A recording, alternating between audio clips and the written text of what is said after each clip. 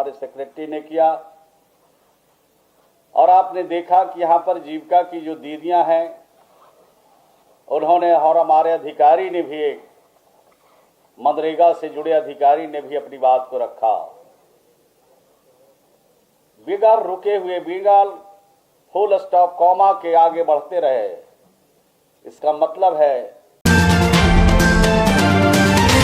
ये जलार्पण एक प्रक्रिया नहीं बल्कि प्रकृति के प्रति हमारी कृतज्ञता का प्रतीक है। जोरदार तालियों से इस मंगल शुरुआत का स्वागत कीजिए।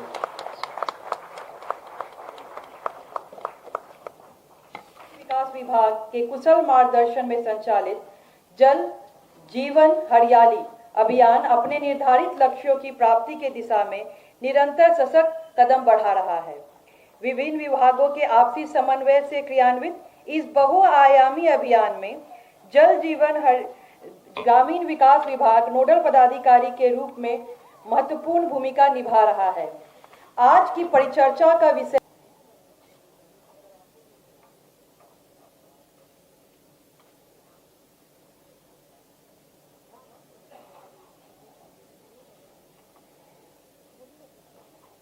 एक बीघा मेरा अपना खेती है, 2 बीघा हम लीज पर कर रहे हैं।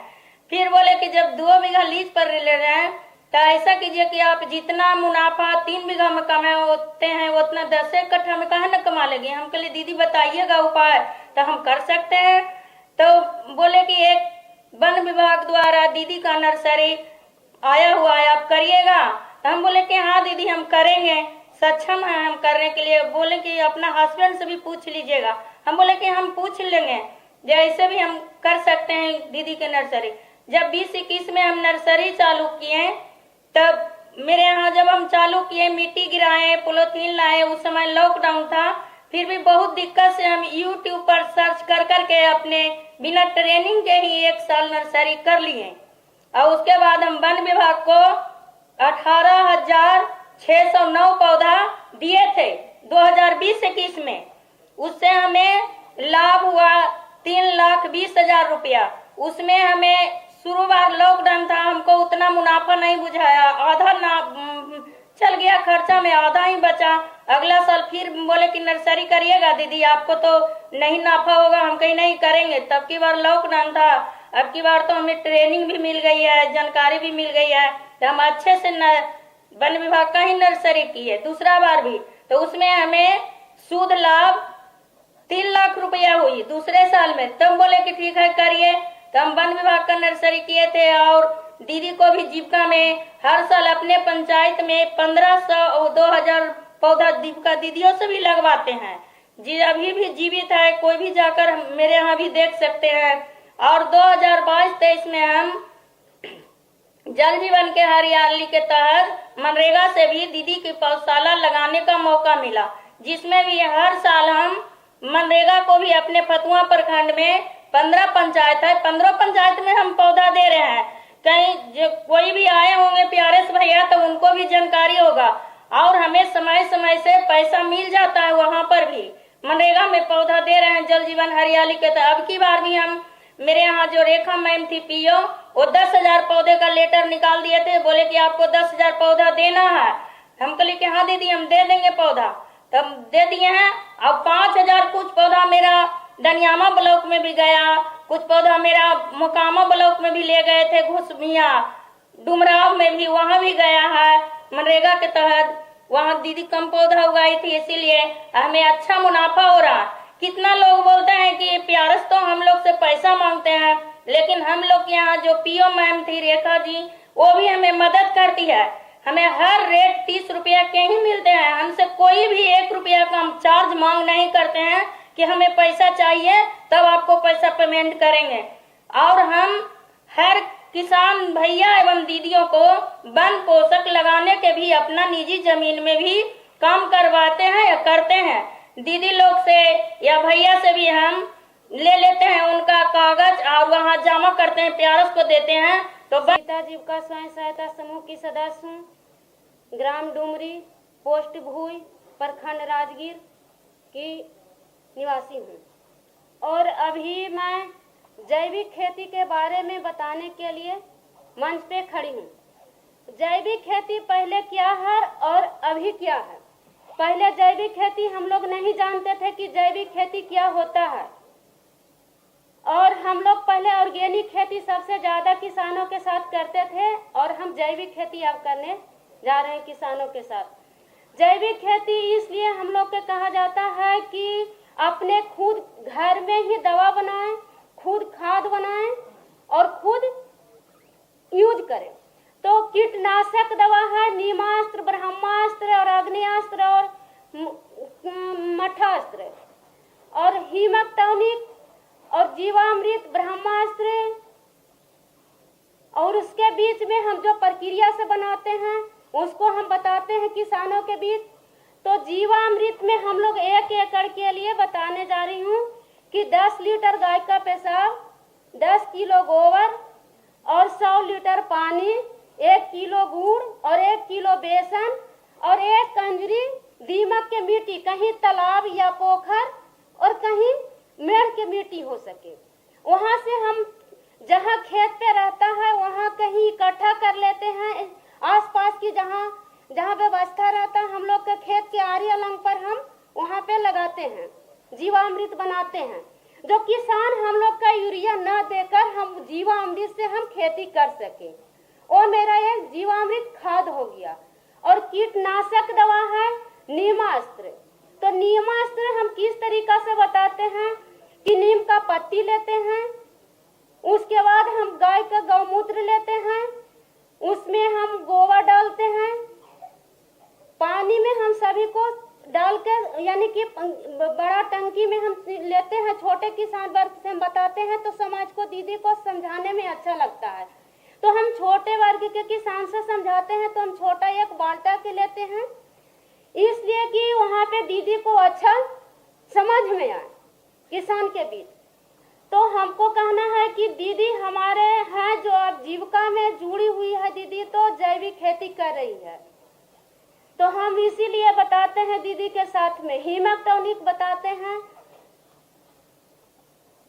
तो किसान दीदी कहती है कि किस तरीका से बताइए हीमक टॉनिक क्या चीज है, तो दीदी को हीमक टॉनिक भी बताते हैं कि जो फल फूल झड़ रहा हो तो उसमें हमको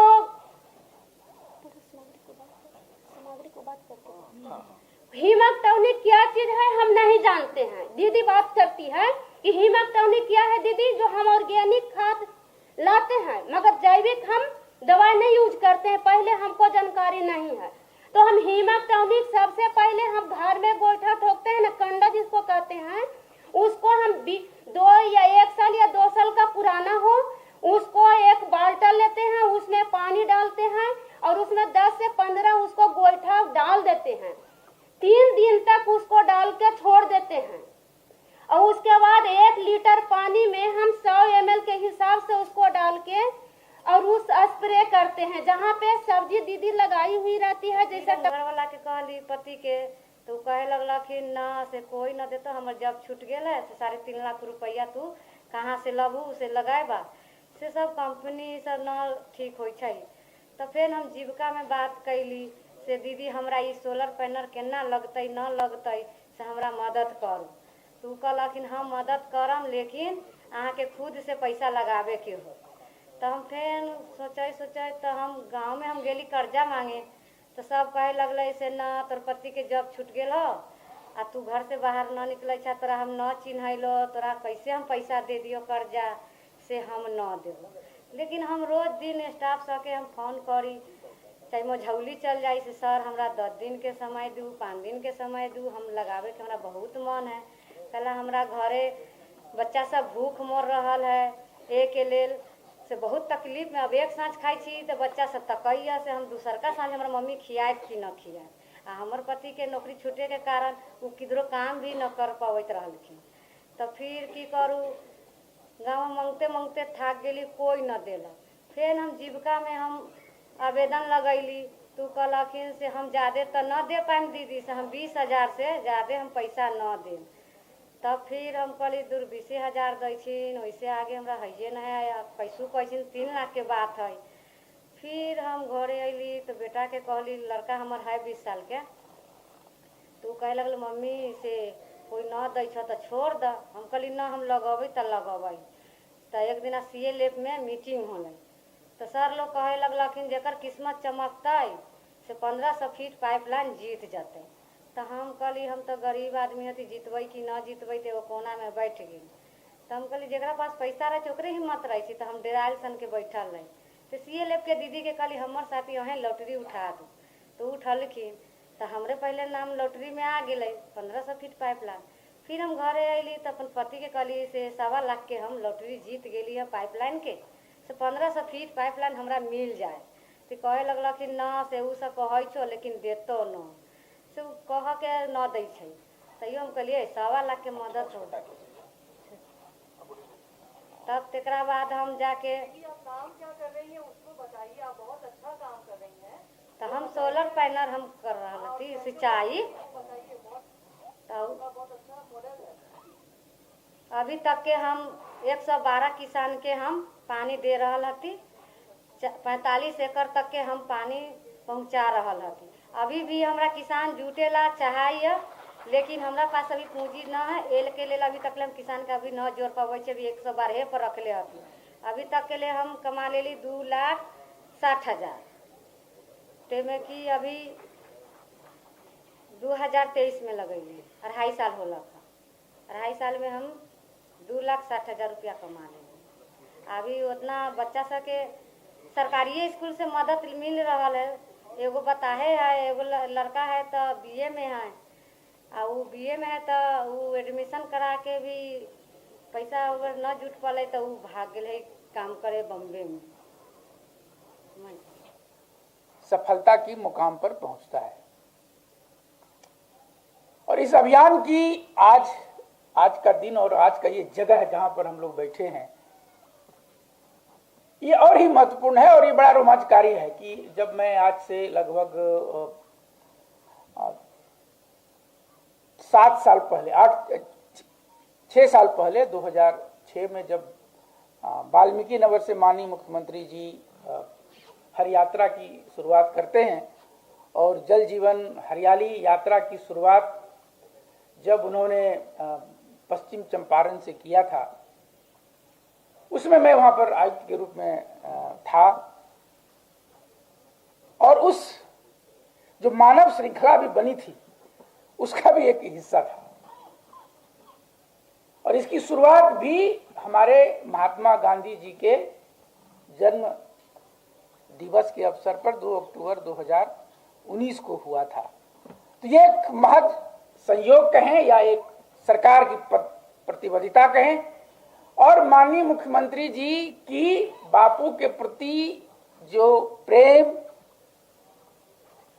उनके प्रति जो समर्पण, उसका ये प्रतीक है कि आज हम बापू टावर में जो उन्हीं की परिकल्पना एक थी कि हम लगता है कि पूरे देश में इतने बड़े पैमाने पर आधुनिक रूप से बापू जी के नाम पर उनके सारे बिहार में स्वतंत्रता सेनानी के रूप में स्वतंत्रता आंदोलन के जो संघर्ष की कहानी है, तिनकटिया सिस्टम जो शुरू हुआ था, शायद नए जो हमारे युवा पीढ़ी है वो तिनकटिया सिस्टम के खिलाफ गांधी जी आए थे और चंपारण सत्याग्रह उन्होंने प्रारंभ किया था।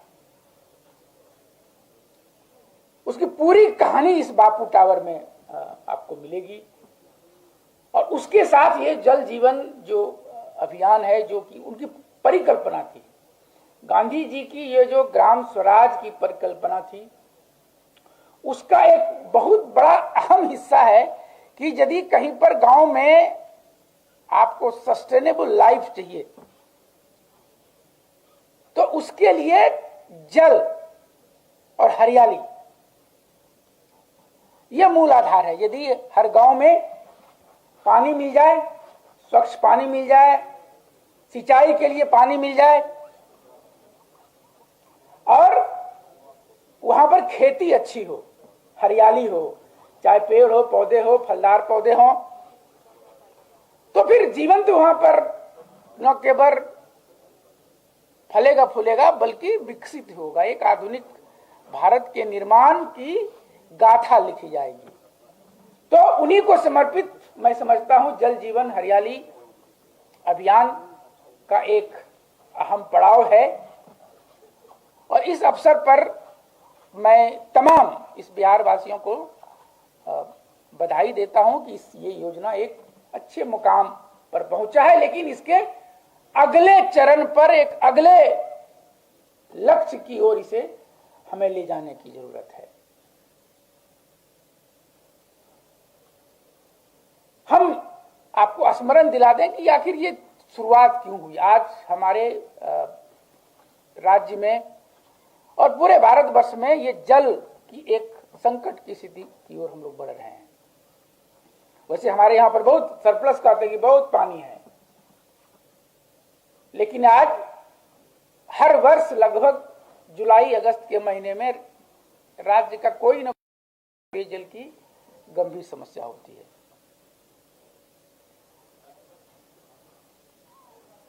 जो वर्षा का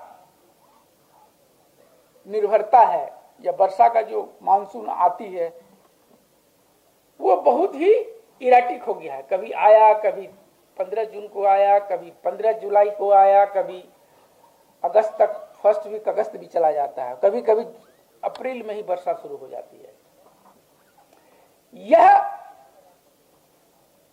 इसीलिए होता है कि हमारा जो पर्यावरण संतुलन है उसमें कहीं ना कहीं हमने छेड़छाड़ अधिक कर दी है, और इसके कारण हमें समय पर जो जल स्राव होना चाहिए, जो हमारी वर्षा होनी चाहिए, वो हमें समय पे नहीं होता है। और जो होता है उसका हम कैसे मैनेजमेंट करें, प्रबंधन करें, जल प्रबंधन, ये उतना ही आवश्यक हो गया। क्योंकि पहले तो वर्षा होती थी, बहुत वर्षा होती थी, लोग उग जाते थे, जल प्रबंधन की उतनी जरूरत नहीं थी, कृषि के जो क्षेत्र थे वो कम थे। आज आधुनिक कृषि के कारण न केवल जल की आवश्यकता बढ़ी है, हमारी जनसंख्या बढ़ी है, तो जनसंख्या बढ़े हुए को हमें खाद्य सुरक्षा की भी जरूरत है, उन्हें फूड सिक्योरिटी देना है, तो उतना खाद्यान्न का उत्पादन भी हमें करना है। खाने की वस्तुएं, सब्जी, फल का भी, मछली का भी उत्पादन करना है। तो जल जीवन हरियाली अभियान इन सभी को समेटे हुए, जो जल प्रबंधन हो, जल का उपयोग कैसे करें, जैसे आपने देखा, आपने जो लघु फिल्म दिखा रहे थे कि हम आज जैविक कृषि के साथ साथ उसमें वैसी कृषि पद्धति को अपनाएं जिसमें जल की हमें कम जरूरत होती है, ड्रिप इरिगेशन, स्प्रिंकलर इरिगेशन।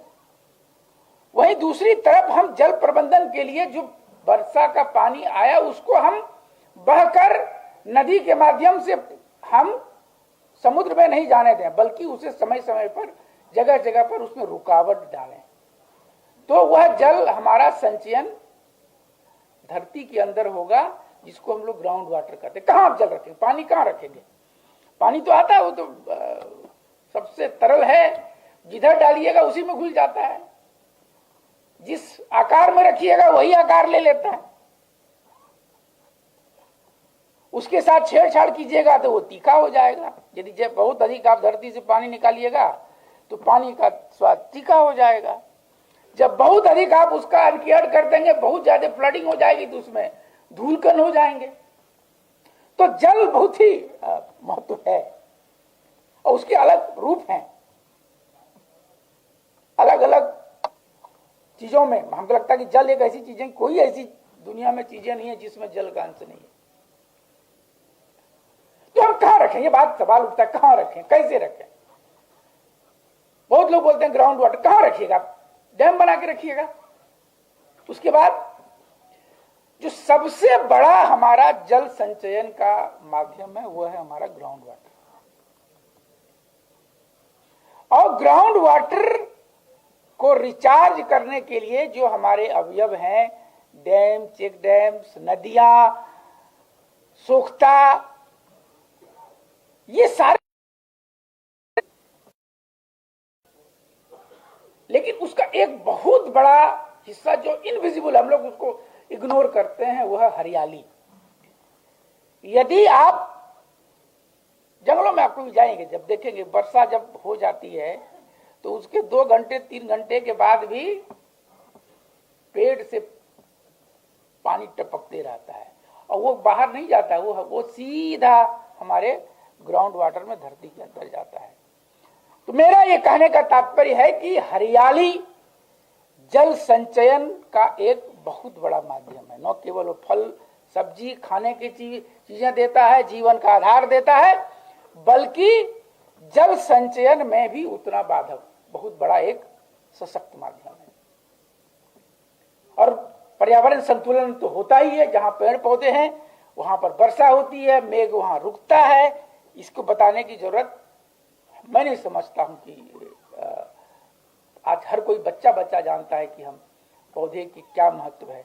तो हमें वृक्ष लगावे, जो जीविका दीदी ने बताई हमारे नर्सरी के माध्यम से, या जो पेड़ लगाए उसने जो कहानी बताई, मैं समझता हूं ये एक मिसाल है और इसे आगे ले जाने की जरूरत है, इसको बढ़ाने की जरूरत है।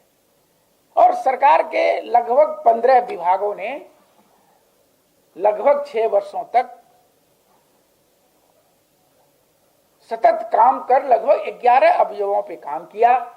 अब इसे पीपुल्स मूवमेंट के रूप में आप सबों को, पूरे देशवासियों को और पूरे को आगे ले जाने की जरूरत है कि हम न केवल जल का वैज्ञानिक उपयोग करें, बल्कि उसका प्रबंधन इस रूप में करें, क्योंकि हर खेत को सिंचाई, नल जल योजना। अब आप देखिए क्या होता है नल जल योजना में, कि उतने महंगे पानी को लेकर लोग आधे से अधिक तो दुरुपयोग करते हैं। क्या तो गाड़ी धो रहे हैं, कहीं कुछ और उपयोग कर रहे हैं, पानी बह रहा है। आप जाएंगे कितने नल जल जब चलता है तो खुला है, पानी बह रहा है। हमें ये कोई सरकारी तंत्र इसे नहीं रोक सकता है। ये हम सबों को आगे आने की जरूरत है कि यदि पानी कोई भी पानी यदि आप ग्राउंड वाटर से निकाल रहे हैं और वह यदि खुला बहकर नदियों के माध्यम से, नाले के माध्यम से समुद्र में जाता है, तो उससे वेस्टेज, दुरुपयोग संसाधन का नहीं हो सकता है।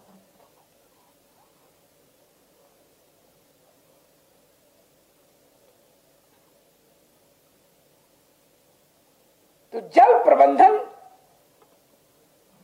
और जल को हम सदुपयोग कितना उपयोग करें, किस रूप में करें, ये सबसे ज्यादा आप पाएंगे कि जो गांव में तो जो कम पढ़े लिखे मोहल्ले में तो होता ही होता है, ये जो हमारे पढ़े लिखे एलीट क्लास है वहां सबसे ज्यादा होता है।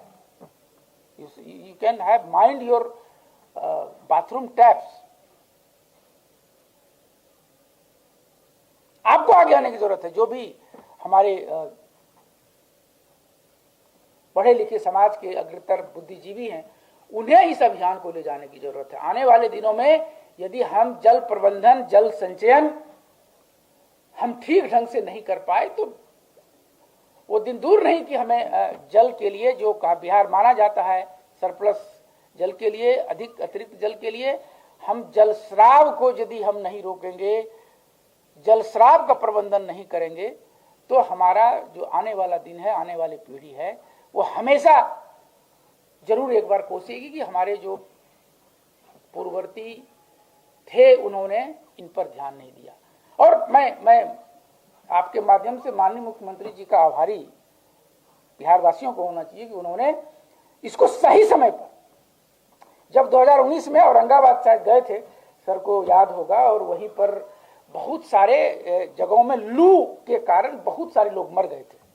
आप लोग का स्मरण होगा 2019 के गर्मी में।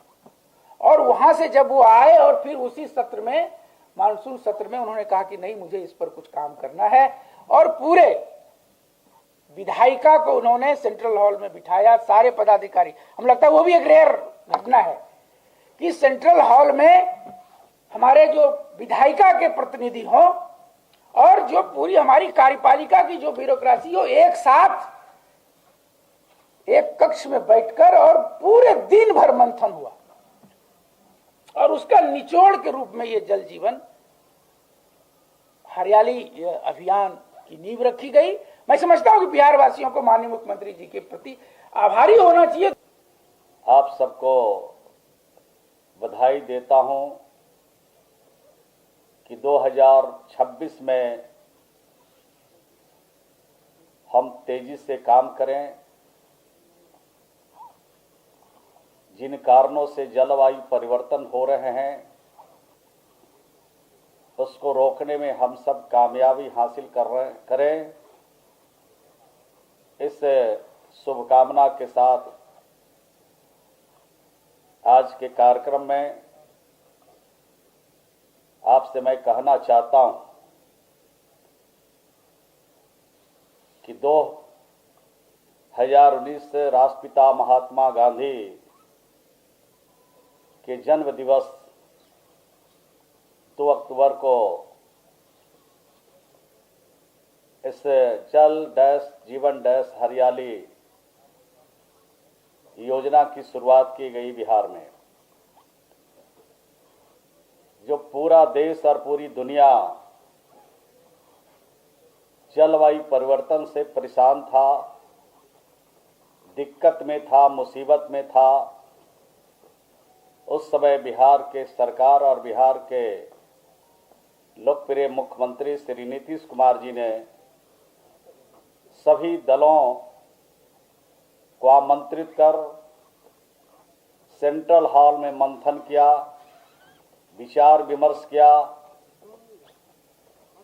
और इस बात की प्रसन्नता है मुझे कि सभी दल के नेताओं से लेकर जितने भी जनप्रतिनिधि थे सभी दलों के, सब ने जलवायु परिवर्तन को रोकने के लिए संकल्प लिया और मुख्यमंत्री जी को आगे बढ़ने के लिए उन लोगों ने आग्रह किया, आप आगे चले, हम लोग का सहयोग और समर्थन इस पे मिलेगा। वहां पर एमएलए साहब बैठे हैं, पद्दा मोटा पीछे बैठे हैं। इस काम को अंजाम तक पहुंचाने की कोशिश शुरू की गई और आपने देखा कि एक मानव श्रृंखला भी बिहार के लोगों ने बनाया। 5 करोड़ से ज्यादा लोग बिहार की सड़कों पर, चाहे बच्चे हों, जवान हों, बूढ़े हों, बुजुर्ग हों, छात्र हों, विद्यार्थी हों, सब लोग हाथ में हाथ डालकर, बाह में बाह डाल करके मानव श्रृंखला को बढ़ाकर एक संदेश दिया और कहा, माननीय विधायक जी ऊपर आ जाइए, हर जगह खाली है, कोई दिक्कत नहीं है, आपके लिए अलग से कुर्सी नहीं लगाना पड़ेगा, आ जाइए। और ये पूरी दुनिया में संदेश दिया कि बिहार जलवायु परिवर्तन को रोकेगा, उसके लिए जो कुछ भी कदम बढ़ाना पड़ेगा हम सब लोग मिलजुल करके कदम बढ़ाएंगे और जलवायु परिवर्तन को रोकेंगे। और जलवायु परिवर्तन को रोकने के लिए अनेक कदम उठाए गए और कदम उठा करके उसका काम शुरुआत किया गया बिहार में, जिसकी चर्चा हमारे अधिकारियों ने किया, हमारे सेक्रेटरी ने किया। और आपने देखा कि यहाँ पर जीविका की जो दीदियां हैं उन्होंने, और हमारे अधिकारी ने भी, एक मनरेगा से जुड़े अधिकारी ने भी अपनी बात को रखा। बिगड़ रुके हुए बिगड़ फुल स्टॉप कॉमा के आगे बढ़ते रहे। इसका मतलब है कि जो काम किया है उसके लिए उनके अंदर एक कॉन्फिडेंस पैदा हुआ, उनको इस तरह का क्षमता उनमें संचार हुआ कि उन्होंने संकल्प लेके काम किया बिहार में। हम तो कहेंगे ग्रामीण विकास के प्रधान सचिव को और सभी अधिकारियों को कि जिन जिन कामों में हमें राष्ट्रीय पुरस्कार मिला है और बिहार में अनेक पुरस्कार मिले हैं, और मैं तो 15 साल से इस विभाग को देख रहा हूं, ग्रामीण विकास विभाग में हमारे अधिकारियों के बलबूते और जनता के सहयोग से जो हमको राष्ट्रीय स्तर पर पुरस्कार मिला है, अनेक पुरस्कार मिले। चेक डैम हमने जो बनाया बिहार में, उसके लिए भी राष्ट्रीय पुरस्कार मिला। जो जीवंत हो गए, जो मृत हो चुके थे कुआं, उसको खोदने में भी हमें राष्ट्रीय स्तर पर पुरस्कार मिला। नदियों को, तालाबों को अनेक अवसरों पर भारत सरकार ने हमने जो काम किया उसकी सराहना की। और सिर्फ सराहना नहीं किया, चेक डैम तो बिहार नहीं पूरे देश में उसको लागू करने के लिए हमारे मॉडल को भारत सरकार ने अडॉप्ट किया और पूरे देश में मनरेगा के जरिए चेक डैम बनाने का भारत सरकार ने फैसला लिया। तो हम तो जो काम करते हैं, हमारे अधिकारी जो काम करते हैं, बिहार की सरकार जो काम करती है, दूसरा राज्य भी उसका अनुकरण करता है और दूसरे राज्य को अनुकरण करने के लिए भारत सरकार भी फैसला लेती है। तो हमारे लिए बहुत प्रसन्नता और हमारे लिए गौरव का विषय। हम जानते हैं कि जीविका की दीदियों ने भी बहुत अच्छा काम किया और जिसकी चर्चा उन्होंने किया और जिसकी चर्चा जो हमारे राष्ट्रीय स्तर पर पुरस्कार मिले, ये सब को एक जगह एक मॉडल के रूप में विकसित करना चाहिए, ताकि बिहार में बहुत लोग आते हैं देखने के लिए। बिहार के बाहर से, देश और विदेशों से बहुत लोग समझने के लिए आते हैं कि बिहार वही है कि बिहार बदला। तो सब जगह तो नहीं जा सकते हैं, लेकिन मॉडल के रूप में हमारे पास पर्याप्त जमीन भी है हमारे ब्लॉक में, और जहां भी सरकारी इस तरह की जमीन है, एक मॉडल के रूप में विकसित करना चाहिए, ताकि देश और दुनिया से आने वाले लोग ये समझ के जाएं कि ये 20 वर्षों में नीतीश कुमार जी बिहार को कहां था और बिहार को कहां पहुंचाने का काम किया। बिहार में जब पहली बार सरकार बनी थी नीतीश कुमार जी की, उस समय मात्र 9% बिहार में हरियाली परत था। आज बढ़कर के 15% से भी ज्यादा हुआ है और इसको 17% ले जाने का हमारा संकल्प है और इस संकल्प के साथ हमारा ग्रामीण विकास विभाग आगे चल रहा है। हम तो संकल्प जो लिया है उसको पूरा करेंगे, लेकिन ये पर्याप्त नहीं है। इसमें जिम्मेदारी, अधिकारियों का मेहनत जब तेजी से लगेगा तब इसमें हमको सफलता मिलेगी। हम आपसे यही निवेदन करेंगे कि हर अवसर पर एक पौधा अवश्य लगाएं। अगर हम होली मनाते हैं, दीपावली मनाते हैं, ईद मनाते हैं, जो भी त्योहार मनाते हैं, उस त्योहार पर एक पौधा हर परिवार में लगे तो लक्ष्य की प्राप्ति में ज्यादा समय हमें नहीं लगेगा। बच्चों के जन्मदिन पर, माता पिता के पुण्यतिथि पर, जन्मदिन पर ये अगर हम लोग काम करें, हर परिवार से ये अनुरोध करेंगे, निवेदन करेंगे कि अगर हम हरियाली परत को बढ़ाना चाहते हैं, 17% पर बिहार ले जाना चाहता है, इसमें जनता का पूरा सहयोग जब मिलेगा तभी इस काम को हम आगे बढ़ा सकते हैं। तो आप जानते हैं कि किस तरह से बिहार को आगे बढ़ाने की दिशा में काम चल रहा है। प्राकृतिक जीवन का आधार है, इसके बिना जीवन की कल्पना नहीं की जा सकती है। प्राकृतिक संसाधनों के दोहन के फलस्वरूप आज मानव जीवन के समक्ष जलवायु परिवर्तन का विकट आ खड़ा हुआ। इस संकट से निजात पाने के लिए के उद्देश्य से 15 विभागों के समन्वय से जल डैश जीवन डैश हरियाली अभियान का कार्यान्वयन किया जा रहा है। ये 2019 से इस कार्य को शुरू किया गया है। ऐसी क्रांति जिसे बिहार के ग्रामीण क्षेत्रों की सूरत धीरे धीरे बदल रही है। इस अभियान के संचालन से जनमानस में पर्यावरण संरक्षण के प्रति जागृति आई है। आम जन को इस अभियान के प्रति संवेदनशील बनाने के उद्देश्य से प्रत्येक जिला में प्रथम मंगलवार को जल डैश हरियाली दिवस के रूप में मनाया जा रहा है। इसी कड़ी में 2026 के पहले मंगलवार आज दिनांक 6/1/2026 को ग्रामीण विकास विभाग द्वारा कार्यक्रम बापू टावर पटना में आयोजित किया गया है।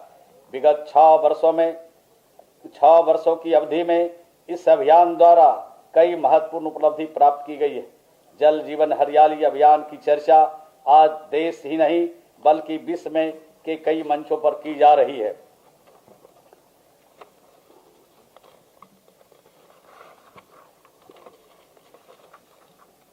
उपस्थित भाइयों और बहनों, जल डैश जीवन डैश हरियाली अभियान के कार्यान्वयन से राज्य के जल संचयन के विभिन्न क्षेत्रों में अप्रत्याशित उपलब्धि हासिल हुई है, जिससे कि राज्य में जल संचयन के विभिन्न आयामों अथा सिंचाई की सुविधा, पर्याप्त मात्रा में जल की उपलब्धता, भूजल स्तर में वृद्धि इत्यादि का लाभ प्राप्त हो रहा है।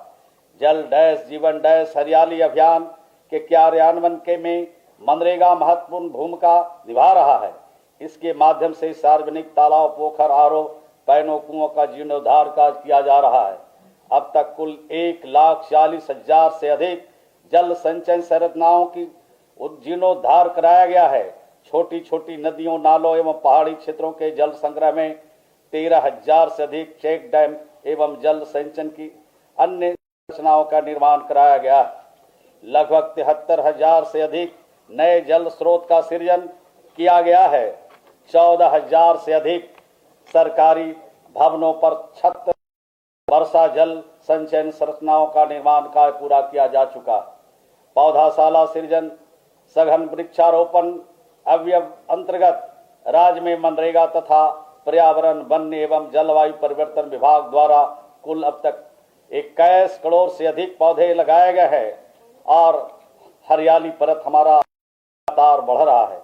जल डैश जीवन डैश हरियाली अभियान के तहत जागरूकता कार्यक्रम का संचालन अनेक स्तरों पर विभिन्न विभागों द्वारा किया जा रहा है। इसका उद्देश्य राज्य के प्रत्येक व्यक्ति को पर्यावरण के प्रति संवेदनशील बनाना है। इसके लिए संचार एवं नवीन एवं परंपरागत तकनीकों को अपनाकर पर्यावरण संरक्षण के प्रति जनमानस में जागरूकता चलाने का कार्य किया जा रहा है।